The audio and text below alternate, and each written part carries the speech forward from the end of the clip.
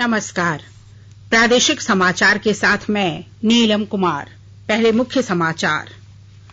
मुख्यमंत्री हेमंत सोरेन ने कहा, कोरोना की तीसरी लहर आई तो तैयारी में कोई कमी नहीं होने देगी सरकार। राज्य में 38 घंटे का संपूर्ण लॉकडाउन जारी। आवश्यक सेवाओं को छोड़कर कल सुबह 6 बजे तक के लिए सब कुछ है बंद।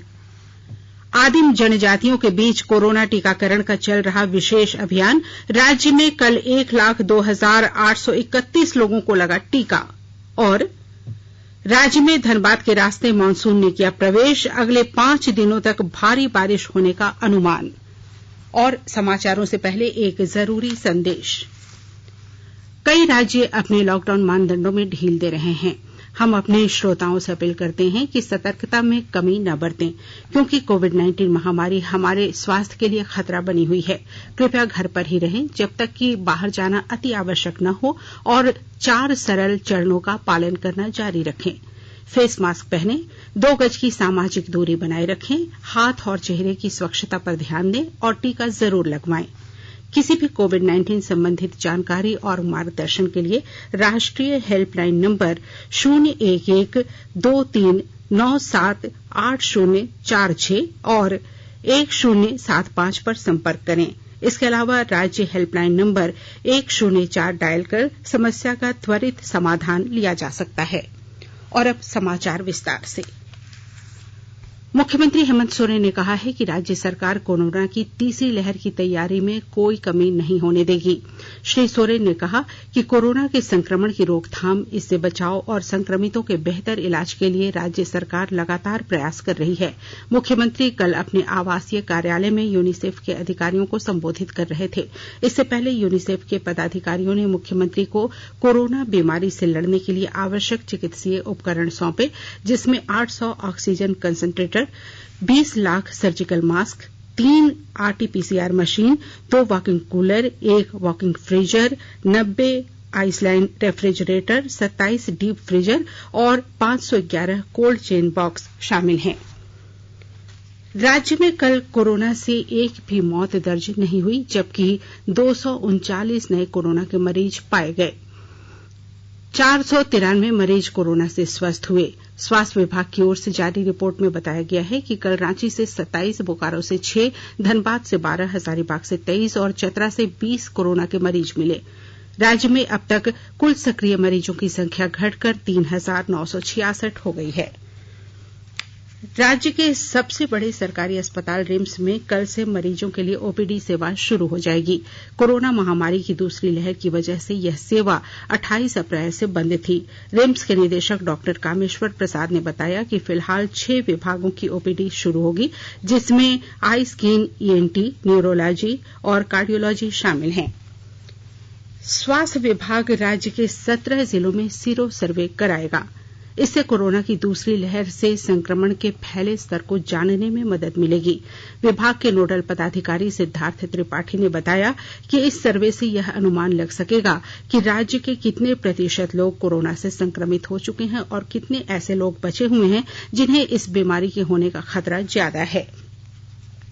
वस्तु और सेवा कर परिषद ने कल कोविड उपचार में इस्तेमाल होने वाली दवाइयों और चिकित्सा सुविधाओं पर छूट की मंत्री समूह की सिफारिशों को मौटे तौर से स्वीकार कर लिया है। वित्त मंत्री निर्मला सीतारमण ने नई दिल्ली में संवाददाताओं को बताया कि एंटी फंगल दवाई एम्फोटेरिसिन B और एंटी वायरल दवाई टोसिलीजुमैब को अब टैक्स मुक्त कर दिया गया है। उन्होंने कहा कि एंटीवायरल दवाई रेमडेसिविर पर GST की दर 12 से घटकर 5% कर दी गई है।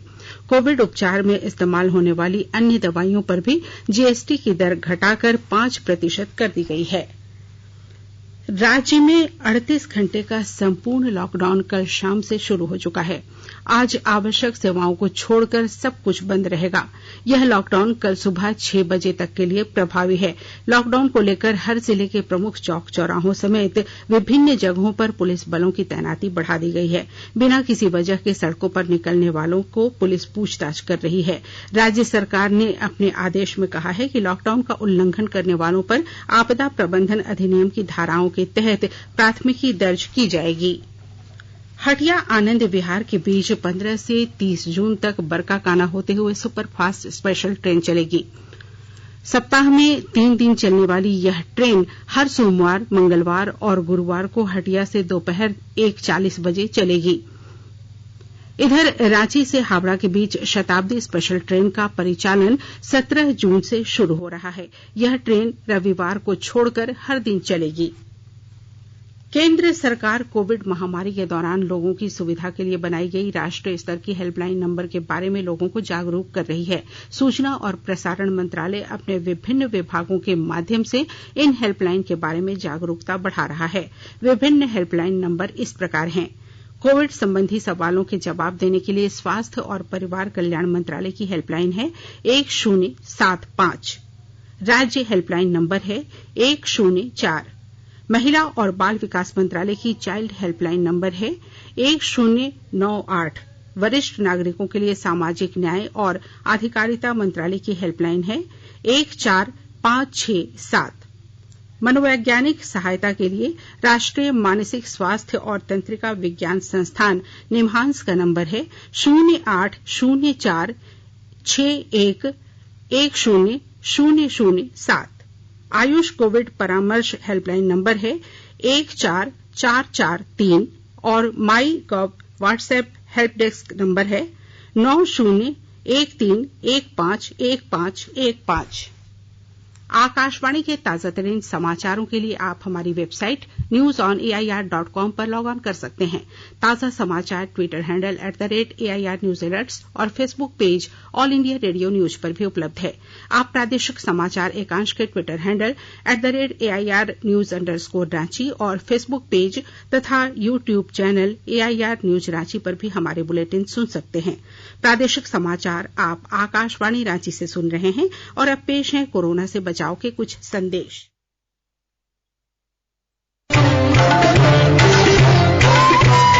कोविड-19 से बचाव और सुरक्षित रहने के 3 उपाय। मास्क लगाएं, 2 गज दूरी है जरूरी, सुरक्षित दूरी रखें, हाथ और मुंह साफ रखें।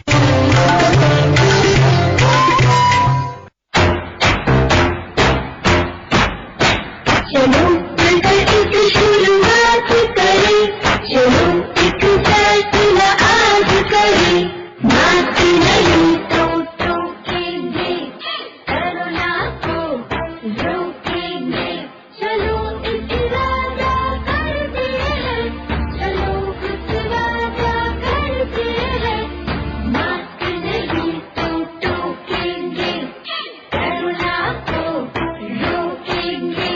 भारत सरकार द्वारा जनहित में जारी।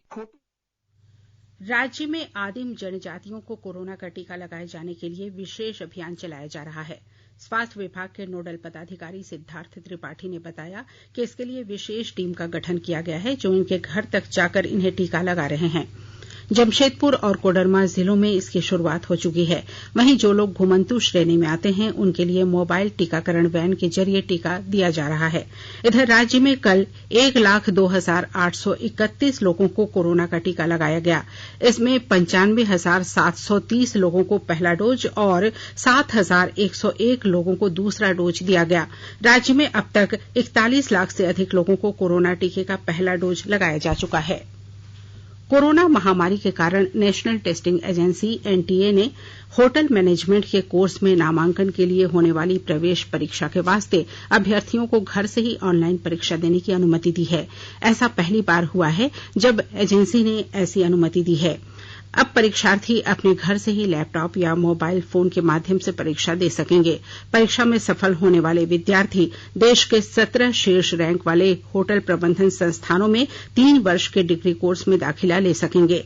20 जून तक इसके लिए आवेदन करने की अंतिम तिथि है। परीक्षा की तिथि भी जल्द घोषित की जाएगी। झारखंड एकेडमिक काउंसिल की ओर से मैट्रिक और इंटर का रिजल्ट जुलाई माह के अंत तक जारी किए जाने की संभावना है। काउंसिल के सचिव महीप कुमार सिंह ने सभी क्षेत्रीय उप शिक्षा निदेशक और जिला शिक्षा पदाधिकारी से रिजल्ट तैयार करने की प्रक्रिया को लेकर सुझाव मांगे हैं।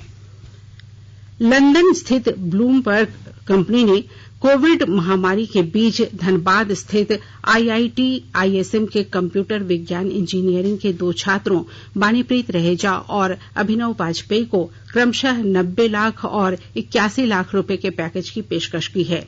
इसे नया कीर्तिमान माना जा रहा है। तकनीकी संस्थान के कैंपस प्लेसमेंट के दौरान दिए जाने वाला यह उच्चतम पैकेज है। चीन की इंटरनेट सॉफ्टवेयर कंपनी बाइटडांस ने भी ऑफ कैंपस प्लेसमेंट में पर्यावरण इंजीनियरिंग के छात्र तुषार अरोड़ा को 66 लाख 18 हजार रुपए के वार्षिक वेतन पैकेज की पेशकश की है। खूंटी जिले के उपायुक्त शशि रंजन की अध्यक्षता में जिला स्तरीय निगरानी समिति की बैठक आयोजित की गई। विस्तृत ब्यौरा दे रही हैं हमारी खूंटी संवाददाता। उपायुक्त शशि रंजन की अध्यक्षता में जिला स्तरीय निगरानी समिति की बैठक आयोजित की गई। बैठक के दौरान फार्मर प्रोड्यूसर ऑर्गेनाइजेशन के कार्यों व FPO के गठन के संबंध में विस्तृत चर्चा की गई। जिले के खूंटी, मुरहू, अड़की एवं रनिया प्रखंड में सरकार द्वारा चलाई जा रही FPO प्रमोशन योजना के तहत किसान उत्पादक समूह का गठन प्राथमिकता के आधार पर किया जाना है। उपायुक्त ने निर्देश दिया कि सभी प्रखंडों में उत्पादक समूह का गठन किया जाए। साथ ही तोरपा प्रखंड में बने किसान उत्पादक समूह के जरिए किसानों को मिल रही मदद की जानकारियां दी गई। उपायुक्त ने LCDC के रीजनल डायरेक्टर को निर्देश दिया कि तोरपा महिला कृषि बागवानी स्वावलंबी सहकारी समिति लिमिटेड जिला प्रशासन के सहयोग एवं मार्गदर्शन में बना है, इसलिए इसे किसान उत्पादक समूह प्रमोशन कार्यक्रम में शामिल कर आवश्यक सहयोग किया जाए। ज्योत्सना शीला, आकाशवाणी समाचार, खूंटी। लातेहार जिले के गारो थाना क्षेत्र स्थित पीरी जंगल में कल सुरक्षा बलों और शिकार करने निकले युवकों के बीच हुई गोलीबारी में एक युवक की मौत हो गई। इस घटना में एक अन्य युवक गोली लगने से घायल हो गया। जिले के पुलिस अधीक्षक प्रशांत आनंद ने बताया कि इलाके में सुरक्षा बल नक्सलियों के खिलाफ सर्च अभियान में निकले थे। इसी दौरान इन युवकों ने जवानों को देखकर गोली चला दी, जिसके जवाब में हुई फायरिंग में एक युवक मारा गया। पुलिस ने 5 अन्य युवकों को हथियारों के साथ हिरासत में लिया है। इससे पहले यह सूचना आई थी कि सुरक्षा बलों और नक्सलियों के बीच मुठभेड़ हुई है, जिसमें एक नक्सली मारा गया है। इधर इस घटना से स्थानीय लोगों में आक्रोश है। राज्य में धनबाद के रास्ते मानसून प्रवेश कर चुका है। आज इसके राजधानी रांची समेत राज्य भर में फैल जाने का अनुमान है। मौसम विभाग ने राज्य में अगले 5 दिनों तक तेज बारिश होने का अनुमान व्यक्त किया है। मौसम विभाग ने राज्य के सभी जिलों के लिए ऑरेंज और येलो अलर्ट भी जारी किया है। कल रांची समेत आसपास के इलाकों में प्री मानसून की बारिश हुई। इधर कृषि वैज्ञानिकों ने किसानों को अच्छी बारिश के मद्देनजर खरीफ फसल की तैयारी करने की सलाह दी है। और अब अखबारों की सुर्खियां। राज्य से प्रकाशित होने वाले लगभग सभी अखबारों ने झारखंड में कल शाम 4 बजे से शुरू हुए 38 घंटे के संपूर्ण लॉकडाउन की खबर को प्रमुखता से प्रकाशित किया है। प्रभात खबर ने कोरोना महामारी को लेकर GST की काउंसिल की हुई बैठक में दवाओं पर टैक्स नहीं लगने संबंधी निर्णय को प्रमुखता से प्रकाशित किया है। दैनिक भास्कर ने पिछले 5 वर्षों में पहली बार समय पर आए मानसून की खबर को अपनी सुर्खी बनाई है। दैनिक हिंदुस्तान ने झारखंड एकेडमिक काउंसिल द्वारा मैट्रिक और इंटर परीक्षा के रिजल्ट को तैयार करने के लिए अगले सप्ताह से शुरू होने वाली प्रक्रिया को प्रथम पन्ने पर छापा है। दैनिक जागरण ने पहले पन्ने पर मुख्यमंत्री हेमंत सोरेन द्वारा अपने आवासीय परिसर में पौधारोपण करने वाली खबर को तस्वीर के साथ प्रकाशित किया है। हिंदुस्तान टाइम्स ने जमशेदपुर स्थित बालिका आश्रय गृह से 2 और लड़कियों के गायब होने की खबर को प्रथम पन्ने पर जगह दी है। अंग्रेजी दैनिक द टाइम्स ऑफ इंडिया ने केंद्रीय स्वास्थ्य मंत्रालय द्वारा देश में कोविड मृत्यु की संख्या के संबंध में अंतर्राष्ट्रीय मीडिया के दावे का खंडन करते हुए इसे निराधार बताने वाली खबर को हेडलाइन बनाया है। और अब अंत में मुख्य समाचार एक बार फिर। मुख्यमंत्री हेमंत सोरेन ने कहा, कोरोना की तीसरी लहर आई तो तैयारी में कोई कमी नहीं होने देगी सरकार। राज्य में 38 घंटे का संपूर्ण लॉकडाउन जारी। आवश्यक सेवाओं को छोड़कर कल सुबह 6 बजे तक के लिए सब कुछ है बंद। आदिम जनजातियों के बीच कोरोना टीकाकरण का चल रहा विशेष अभियान।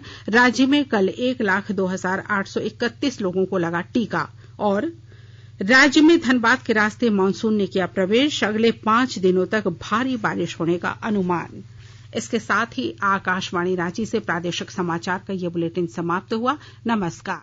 घर में रहिए, सुरक्षित रहिए और सुनते रहिए आकाशवाणी।